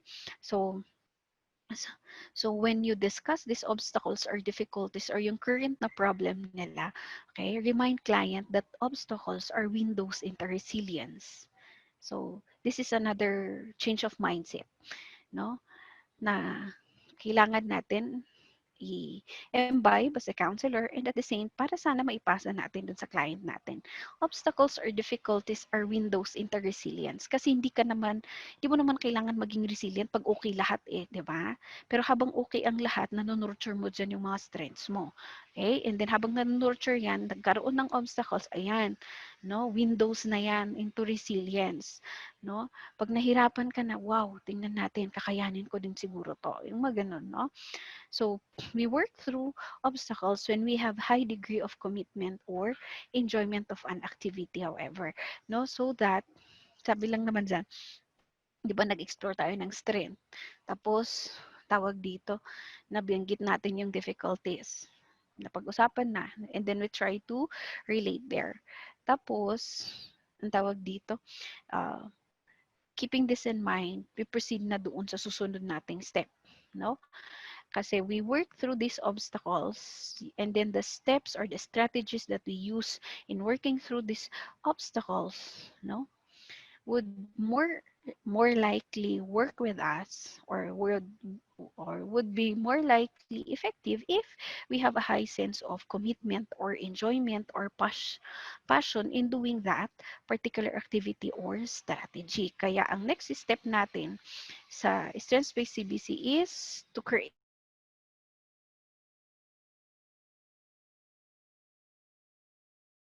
PMR. Again, it has to be personalized and it has to be or it has to be individualized.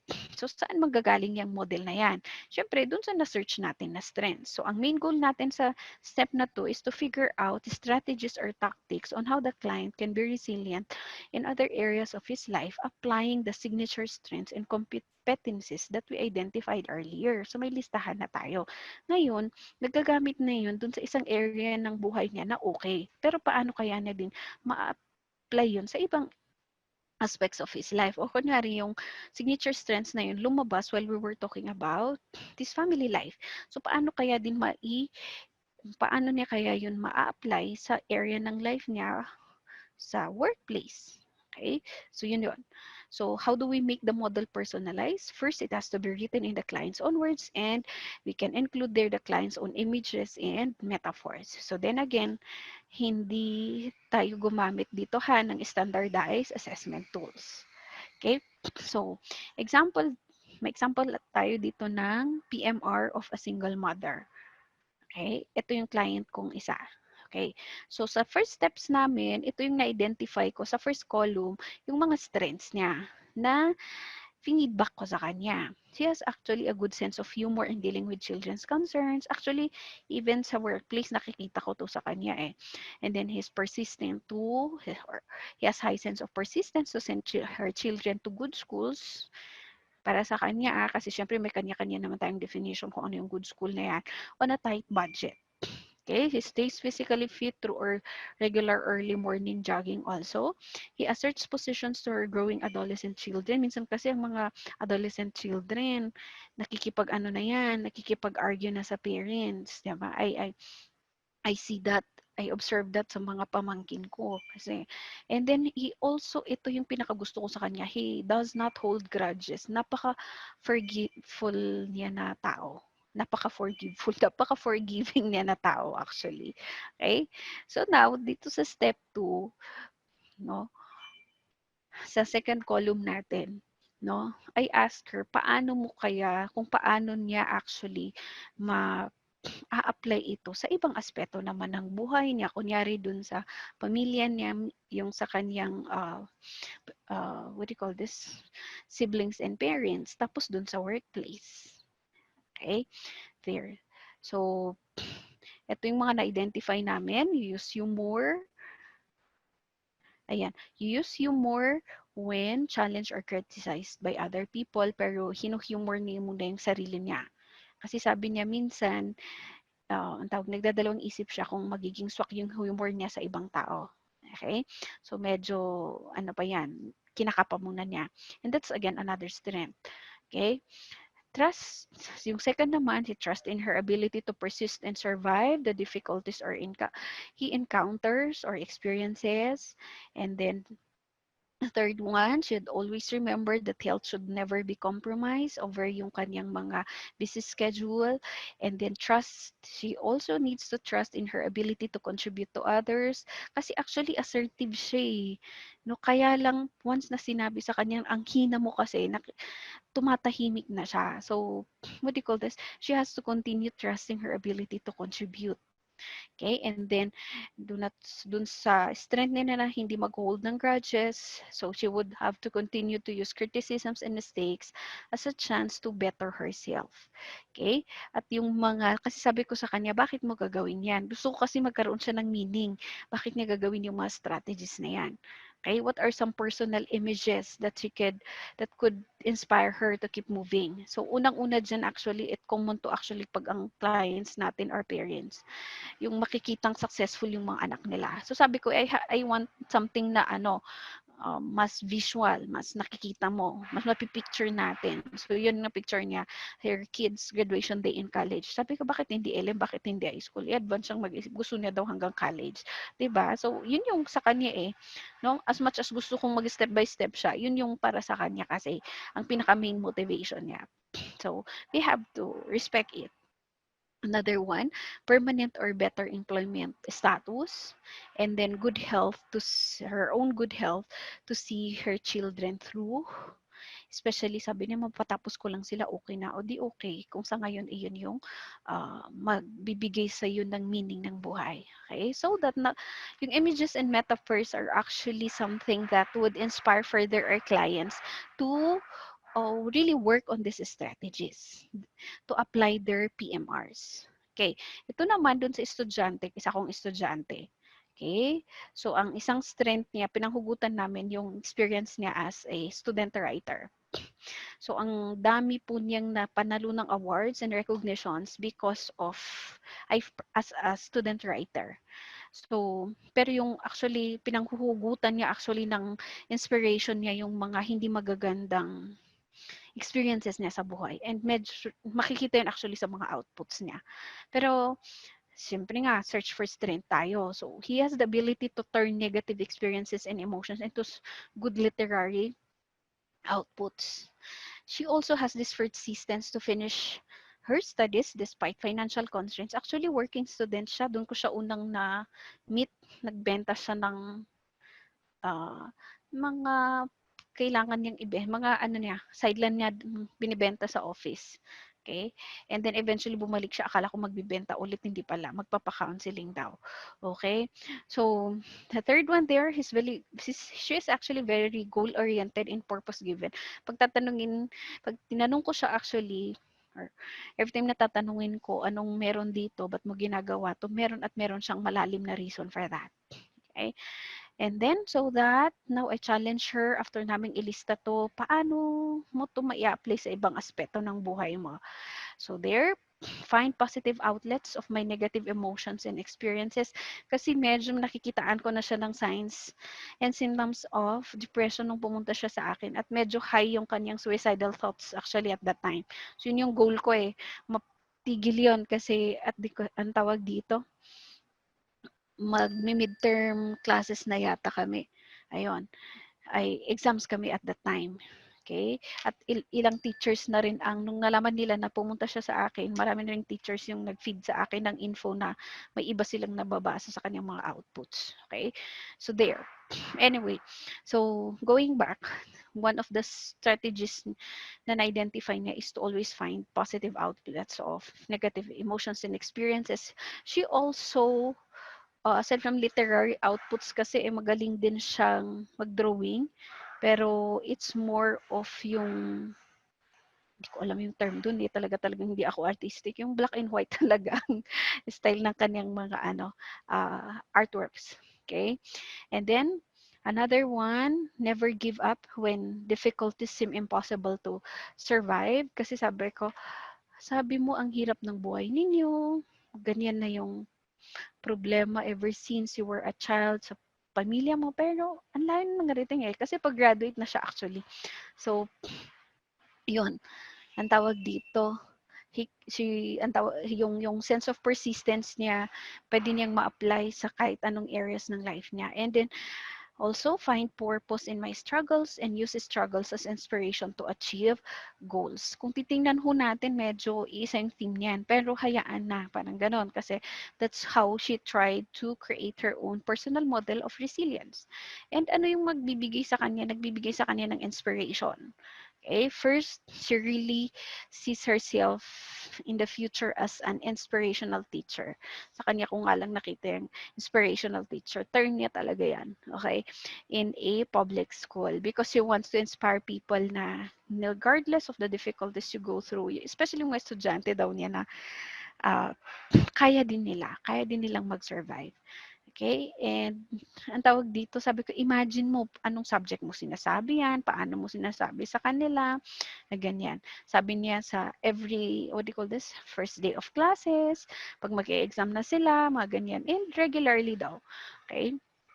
Also, her sister would draw inspiration from her on how to survive their current family problem. And she, eventually, when she graduates, she sees herself financially supporting her sister while living independently. Pinaka-goal niya talaga yung mabuhay independently. Pero yung talagang hindi na siya nakikitila sa parents nila, pero tumutulong pa rin siya sa kanila. Okay, so yun yung na-imagine niya na magiging output ng kanyang resilience. Okay? para mas may meaning yung kanyang resilience model. Okay? So there, during the ECQ actually nung April and May, client ko siya actually asynchronous counseling kami.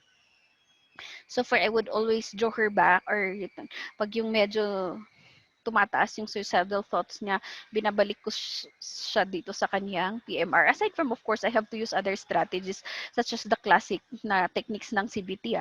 Okay. Together with this. So there, that's our second step in strengths-based counseling or CBC. A client will develop his own model of resilience, and it has to be personalized or individualized. And then after that, i-apply na natin siya. Medyo actually napangunahan na natin to do sa examples ko kanina. Okay, so client is then asked to consider how the PMR that she developed in step 2 can help him maintain his resilience in the area of his or her life where he has current difficulties. Ito naman, magfo-focus na talaga specifically dun sa area ng kanyang concern. So in the case of my student mother client, single parent client, in-apply namin siya dun sa pinagdadaanan niya sa workplace. Pagdating naman sa estudyante ko, dun naman sa bahay nila. Kasi actually, kung balikan natin to, itong mga strategies, it could be as generic as possible. Kasi nga, ang goal natin dito is itong kanilang PMR pwede nilang maging source ng strategies in any difficulty that they will face. Kaya hindi muna siya napaka-specific actually. Medyo general yung strategies. Paano siya ma-apply sa ibang areas of your life. Even the images and metaphors. So, pero pag bumalik ka na dun sa setting, counseling sessions natin, syempre hindi natin isasantabi yung reason kaya siya pumunta sa'yo. Okay? So that uh, you and the client will now try to figure out paano yan mag-a-apply sa specific concern niya at kaya siya pumunta sa'yo. Okay? So, remember yung key term natin dito, maintain resilience, hindi yung i-develop niya. Kasi ang assumption nga natin dun sa una, may built-in strengths na siya. So, i-maintain lang niya yun. Paano siya magiging matatag pa rin dito sa nagdadaanan niya ngayon sa buhay. Okay, so the client also, another important thing here is that the client would identify and accept aspects of the difficult situation that cannot be changed. For example, dun sa client kong sa estudyante, she has some concerns with the parents. And common yan actually sa mga adolescent nating clients. But one aspect of their difficult situation that cannot be changed is kung sino yung parents nila. Yun yung lagi kong sinasabi sa kanila. Magreklamo ka man ng ilang beses about your parents, hindi natin ganun kakontrolado na magbabago yung parents mo. Kasi ang client ko ngayon, ikaw, hindi yung parent mo, di ba? And at the same time, you cannot have any other parents naman. Sila pa din naman talaga eh. So that's part of acceptance. Do medyo mahirap siyang i-process. Kailangan gamitan na yan ng other techniques actually, other approaches in counseling.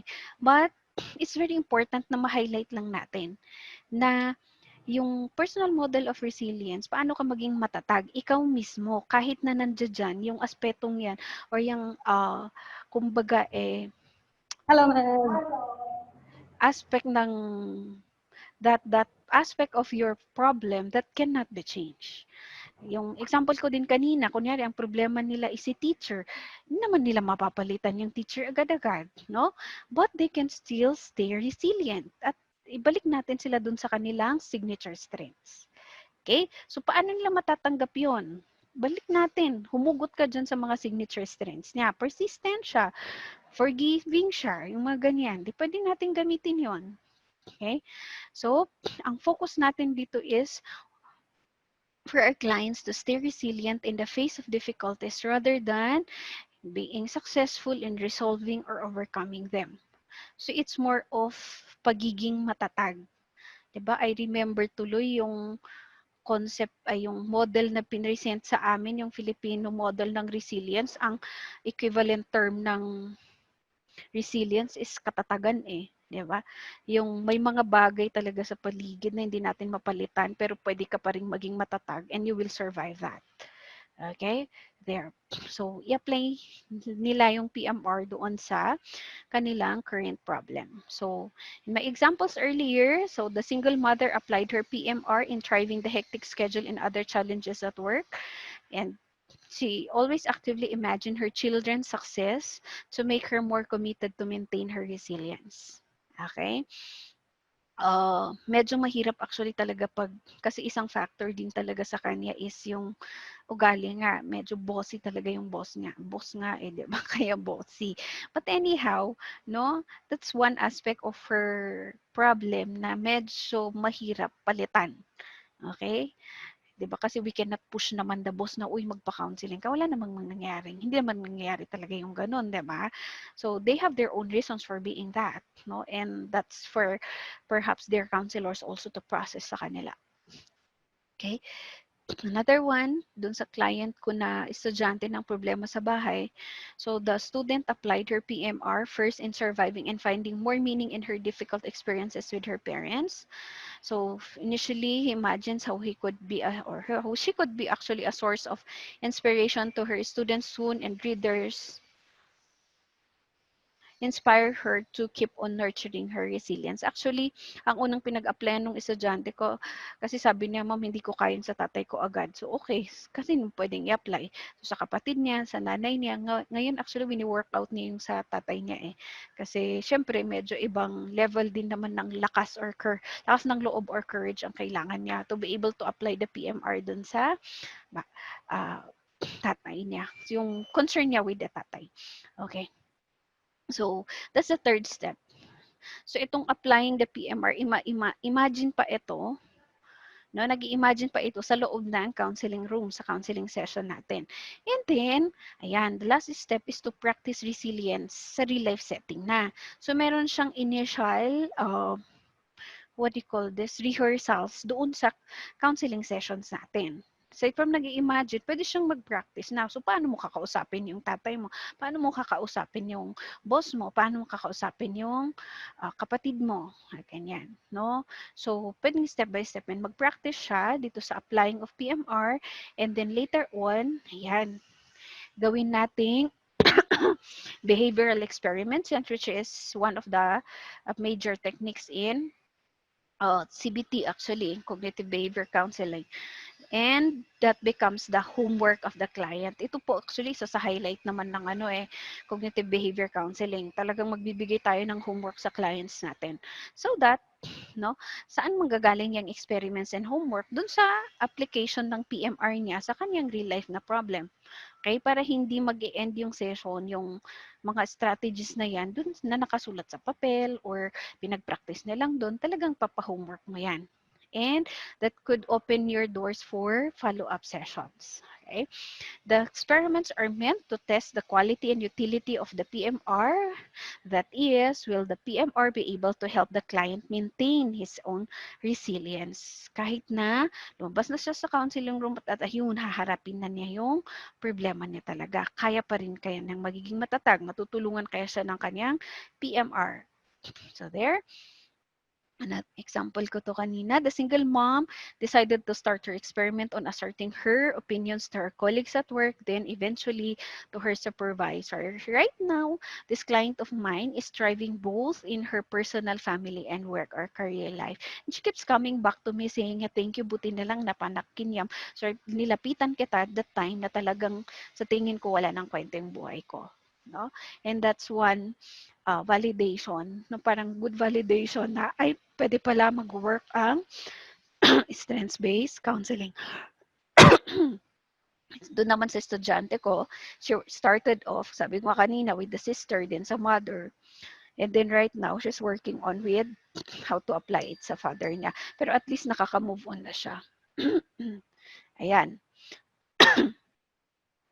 So, that's how they try to uh, practice resilience in their real life setting. So, paano ko nalalaman yung mga yan? During the follow-up sessions. No? So, on the follow-up sessions, the client, with the aid of the counselor, reviews his PMR to see if additional strategies might have helped him stay resilient. In the case of yung single mother ko, no, single mother na client, So, he was able to identify other strengths. Yung siya na lang mismo, nakikita niya ano yung mga strengths niya na lumalabas. Aside from assertive siya, naniwala na rin siya na magaling din pala siya, madiskarte din pala siya, mga ganyan. So, eventually, ang tawag dito, na-edit yung PMR. Na-update yung kanyang PMR. Okay? However, also during the follow-up sessions, this is very important, you debrief or process the behavioral experiments through a resilience lens. Because it can happen na nung tinry na yun, it did not work. Kaya actually, pagpauwi ka ng behavioral experiment sa clients mo, sana hindi iisa lang na strategy yung gagamitin. Diba? Medyo madami-daming strategies yun. So that if one thing will not work, at least meron pa siyang ibang mga backup plans na pwedeng gamitin or strategies. Okay? So, obstacles in tapos yun, pag kunyari hindi nag-workout yung kaniyang experiment, parang wala naman, hindi siya nag-workout eh. Kasi minsan nawawalan sila ng gana pag hindi siya nag-workout. Pabalik sila na, ma'am, ayoko na, hindi pa rin naman gumagana. Mga ganyan, no?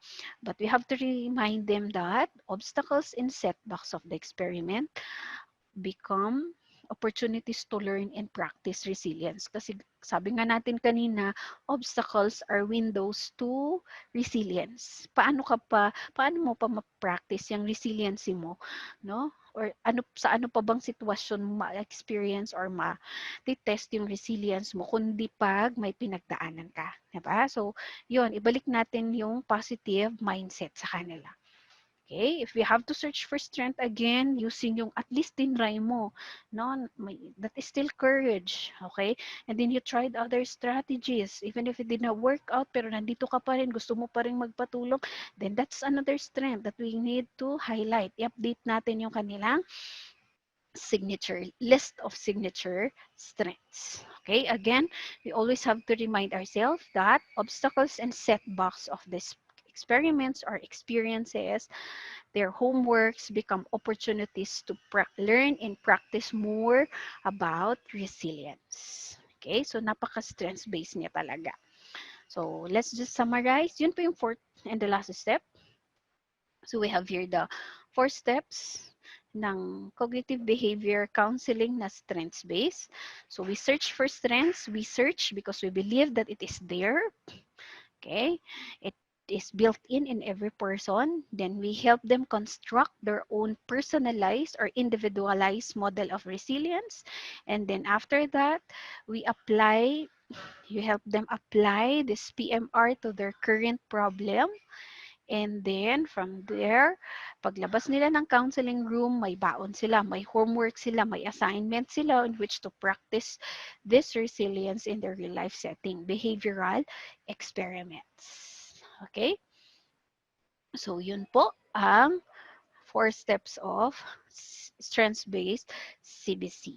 Hopefully, uh, hindi man natin siya perfect agad-agad habang ginagamit. Pero ang tawag that thing there is, let's have the courage to add up or to add more techniques dun sa ating, anong tawag dito, strategies on how to help our clients or to help our friends, to help our own family members, no? Ang tawag dito, sana may naidagdag pa rin yung strengths-based counseling. So, saan to na-apply so far? For us, yung sa experience ko, it works well with clients with low self-confidence, yung mga may negative self-concept, and those with low self-esteem. Okay? Kasi syempre, we make them believe that they have built-in strengths. Okay? Next, it also works with client who report or they show evidence of low level of resilience. Parang in times of difficulties, they tend to be dependent on others. So we have to make them realize na no, kaya mo yan. No? You need others, definitely, because that's one source of strength, but you also have other abilities that can help you become more matatag pag nagiging mahirap na ang buhay. Okay? Clients experiencing developmental crisis or transition periods, like ano po ito, medyo broad niya. Pero for clients who sa school setting po, yung mga transferees natin or yung mga first year students natin na galing sa LM, pumunta ng high school or galing what, junior high, papuntang senior high, no? Or from high school to college. Transition period po nila yan. Okay? And then another one, yung mga estudyante natin na developmental crisis na ang concern nila ay yung feeling nila, pangit nila ngayon kasi ang tawag dito, uh, that comes with the adolescence, physical changes and so on. Okay? So their clients undergoing transition to a new normal, I find this very helpful now nitong new normal setup of education. Okay, this particular technique came in handy in trying to help students find meaning and believe in their ability to survive the new normal setup of education. May mga estudyante ako nagsisend sa akin, ma'am, baka po malate yung requirement ko, mahina pong signal, mga ganyan. Ma'am, pwede bang picturean ko na lang? Mga ganyan, ma'am, nawawalan na po ako ng gana, mga ganyan. But I will just have to tell them, the mere fact that you enrolled and you're trying to cope with your lessons, you're trying to find means on how else you're able to submit, that means that you want to learn. And I commend you for that. Okay, now as to kung malilate or hindi ang requirement mo, importante ma-submit mo kasi ang nakikita ko dyan is yung effort mo to submit. And that is one thing I already commend. Ganun. And don't worry, I give considerations. Lagi kong, that is one thing na yung bang tipong yung mindset na instead of putting back the blame sa akin, instead na sabihin natin, ba't kasi nag-enroll, hirap ka din naman palang mag-comply, ganyan. Hindi na kasi iba na yung mindset. No? Naka-mindset na ako na hindi I have to look for the strengths of the students kasi ako nga medyo hirap dito sa new normal. Hindi how much more sa kanila. Pero we will survive. We will survive in this new normal challenge. Okay? Students with academic difficulties, yes, I also use this with students na when I do academic coaching before nung full-time counselor pa ako, it comes in handy kasi ang hirap ang pag-usapan lang namin yung paghihirap nila sa teacher, sa subject, mga ganyan. E di kailangan din may backup yan na paano mo nasusurvive at paano ka pa magsusurvive. Okay? So, yon are some applications. There are other applications actually in terms of therapy naman on the part of psychologist, no? Pero hindi ko na po siya dinagdag dyan kasi we're talking about counseling. But you can read about this sa the what do you call this, applications niya in uh, what do you call this, psychological disorders. Marami po niyan sa net na. Okay? So, however, we have here caution from the proponents of strengths-based CBC. Sabi po diyan, strengths-based CBC can be standalone counseling technique. Yes, I've tried using it as a standalone, pero most of the time, I use it in conjunction with other approaches, especially with, I find, I love using this together with solution focus, together also with what do you call that? The finding meaning one, existential counseling techniques. Okay, there. However, it is not the goal of strengths-based counseling to replace classic CBT or CBC approaches because CBT or cognitive behavior therapy is one of the most researched na technique na applicable sa maraming or to a wide range of psychological disorders or mental health problems. So, idagdag lang ho natin siya, pero hindi ho niya pinapalitan yung dating concepts na ni CBT. Okay? The strengths-based CBC is actually what do you call this, an effort or actually a research-based technique or an attempt to put together or apply the concepts of positive psychology in cognitive behavior counseling or therapy. And just like any other technique, no, pag nandun ka naman na talaga sa counseling session and you're there already trying to help others, no, ang tawag dito, lahat na ng trainings na meron ka, nagsasama-sama na yan eh. Di ba? Nagsasama-sama naman na yan until eventually you're able to develop your own signature signature approach or your own technique also on how you could use these approaches in your own clients or in your own professional practice. Okay? So, ay, questions na. That's it about counseling. Ay, stress-based counseling. Baka may mga tanong na po tayo. Yes. So thank you po for that, Ma'am Chris. All right. So guys, you can type your question on the chat box. Meron kayong question. Okay, so kung walang question, here ma'am, may isang question po dito. Mhm. What are the common relevant questions may we ask the clients pertaining to strengths-based counseling? Mhm. When you're starting off, 'di ba? What do you call this? Doon sa searching of strengths, wala namang kumbaga magic question na ipapop up mo dun eh. Kasi it's more of you trying to pick up the strengths as they are trying to tell their story. But if you want to, parang kumbaga, we can work with a question na, paano mo na-survive yun? Paano mo nakayanan yun? Yung mga ganon na, what do you call this? And it should come with your genuine interest really on to know kung paano nga niya na-survive. Yung tipong ako actually ginagamit ko, you know what? Parang ang bigat-bigat. I would tell this usually to my clients. Parang napaka-challenging ng pinagdaanan mo at pinagdadaanan mo. Napakahirap nga talaga. And I can feel that. Pero nabibilib din ako, paano mo kaya siya na-survive? And that would lead them to somehow share something about saan sila humugot ng support system, saan sila sumugot ng lakas ng loob, no? So, yung natural and very spontaneous na pagtanong natin and yung curiosity natin na paano nila yung na-survive, no? Kasi lalo na pag yes, we are trained to be to show empathy sa ating mga clients. Pero paano mo ili-level up yung empathy mo? It's more to be curious about paano ngayon. Ang dami nga nating pinag-aralan about human behavior, etc. Pero ang goal nga natin is malaman paano yun naging applicable sa client natin. So, just have that, what do you call this? Kumbaga, nakipagkwentuhan ka sa isang adding mo or sa isang nakakabatang kapatid or sa isang kaibigan or just a stranger and you're really in awe na paano niya na-survive yun sa dami ng pinagdadaanan.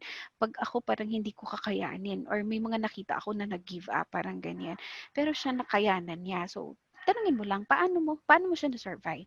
Paano mo kinakaya? Saan ka humugot ng sama tuloy, ng lakas ng loob? Okay? May nagpapa-inspire ba? Yung mga ganyan. Lalo na if we try to use this with kasi ako actually ang pinakauna kong pinag-experimentan ng mga counseling techniques na to na bagong napipresent sa akin are actually my friends. Hindi nila alam, no, naging, ko sila, guinea pigs. But that's one thing na parang, kasi nagiging genuine ako pag harap ko sila eh. So, mula sa practice ko sa kanila, the ang tawag dito, na ta-transform sa clients yung spontaneity of your question. And it really has to be something genuine. Hindi yung mechanical. Kasi mararamdaman yun ng client mo eh. Kasi kwentuhan naman to eh. Kaya lang, ang hina-highlight mo is, paano niya nakayanan? At paano pa niya makakayanan soon? Given na nakayanan na niya dati. Okay? Yun naman. Okay, Sana so nasagot ko. yes, ma'am. Thank you po. So more on focusing on the interest at syempre being genuine. Okay. Mm-mm. So one from Ma'am Anna FG. Good afternoon po. How can we help or remind our clients to be positive or resilient without falling prey to toxic positivity? Oh, I like the question. Kasi uso na ngayon yan, di ba? Toxic positivity. Positivity. Basta yun. Ang dami na din sa Facebook, di ba? Pinupost talaga yan. Ang tawag dito. Oh, ang toxic kasi na positivity, as to my understanding, you're falling into the error of halo effect. Mm. Yung tipong and you use it already to evade the reality. Hindi mo na sinaharap yung realidad na may pinagdadaanan ka. Kaya nga dito sa strengths-based counseling, 'di ba? Nag-identify ka ng strengths, meron siyang PMR, pero ia-apply mo siya sa pinagdadaanan pa rin niya. babalik at babalik ka pa rin doon. Kasi pag hindi mo siya binalik doon, dinisregard natin siya totally, then it's very toxic already. Okay, it becomes anti-therapeutic already. Kasi iniwasan natin yung problema niya eh. Ang goal nga natin, i-apply yung kanyang strengths doon sa problema niya. Pero dapat magsimula tayo muna sa strengths kasi yun nga, strengths-based tayo eh. 'Di ba? So, that's very important. Okay? Pakita natin i-challenge natin siya, how would that positivity, how would your positive thoughts, how would your optimism, how would your belief that kakayanin mo yan, kung may willpower ka, nakakayanin mo yan. How about the way power? How else will you be able to navigate through your problem sa ngayon? Kasi kung iiwanan natin yung problema mo, toxic na positivity na talaga yon, diba? There comes in already the denial of the problem at hand, and it's not helping the client move on with her life. Okay, so tandaan natin, ang tawag dito, at the end of the day, yung behavioral experiments natin, at the end of the day, bigyan natin ng challenge yung client natin na i-apply yung kaniyang positive thoughts, optimism, yung positivity niya sa buhay, at paano niya specifically maa-apply yan sa problema niya at hand. Kung wala siyang ma-identify na problema niya at hand, paano makatulong sa ibang tao? Yun yung mga ganon, other challenges eh. No? If they're trying to evade that, ang tawag dito, evade yung or deny yung problem at hand, gamitan nyo ng ibang techniques. Diba? Gamitan nyo na, ang tawag dito, dun nga papasok na yung quotient ng proponents na it can be a standalone, but it can also be used uh, adjunct to other counseling techniques. Yeah. Okay. Okay. Thank you, ma'am. Right, so I think wala na po tayong follow-up question. Mm-hmm. Okay, so kung Meron wala na lang pong ako. question, ay sige ma'am. May last lang ako pag wala Okay na. ba? Mga takeaways lang natin to. Okay? So, there in strengths-based counseling, sa ngayon na medyo nagta-transition tayo into a new normal, always remember, resilience practice or the practice of resilience not only helps people or helps us manage life difficulties, it also minimizes the number of life events that are experienced as aversive. So, hindi natin titingnan ang new normal as something na nakaka-depress, nakakaubos ng resources, but it is something that that challenges us to come up with new strategies sa buhay. Okay? Maging creative paano mag-survive. So these are my references. Now, my final challenge for everyone is let's just keep relearning the basics. Some of the things here are actually some of basics or common sense. Sabi nga ng ate ko, pag minsan kinakausap ko siya, basic mo't data, kun na basic naman yan, ganun siya sa akin, pero minsan nakakalimutan natin. But there are things also that we have to unlearn, especially those that may no longer work into this generation. And then let's keep learning new or updated knowledge and skills on how to be of service to others. Importante po yan kasi nag-evolve yung ating mga clients. Iba na po yung kanilang generation, iba na po yung characteristics nila. So let's keep learning new knowledge and skills so that we become more efficient and efficient mental health professionals. So yan, maraming salamat for your participation. Okay, thank you Okay. po All ma'am. right. But before that, allow me, Ma'am Chris, to read some feedbacks in our chat box here. So from UMC Boris. So thank you, Ma'am. Thank you so much, Ma'am Chris. Personally, your presentation is a light bulb moment for me. Many light bulb moments. Maraming salamat po. Also from our Office of the Student Services Director from Rom Russell. Thank you, Ma'am Chris. Dami naming baon. Thank you from OSS and CTE. Also Hi, from Reggie OSS. Palmos. Miss ka na nila, ma'am. Oo nga Also eh. from Reggie Palmos, thanks po for inspiring. And from Mimi Uy, thank you for this most informative and enlightening webinar, Ma'am Cruz. And also from Rosel Kagat, thank you so much, ma'am. And from Sir Ryan Paul Dicos, thank you po. Hi, Ryan. And yes, ma'am. Also from Jam, hello Ma'am Chris, thank you so much po sa talk or Hello. presentation nyo. This would really help us especially sa mga clients namin. Ma'am, ask niya lang daw po if possible na makuha namin soft copy ng presentation nyo. That is from Jam. Yeah, it's okay. It's okay. You can share sa kanila yung na-share ko sa inyo na copy niya. Yes, ma'am. It's okay. Also from Maricris Furigay. Thank you, ma'am. And from Jamelina Kawilan, maraming salamat, Ma'am Chris. All right, maraming salamat din po. Thank you so much, everyone. God bless. Ingat kasi may bagyo tayo. Si Yeah. Pepito.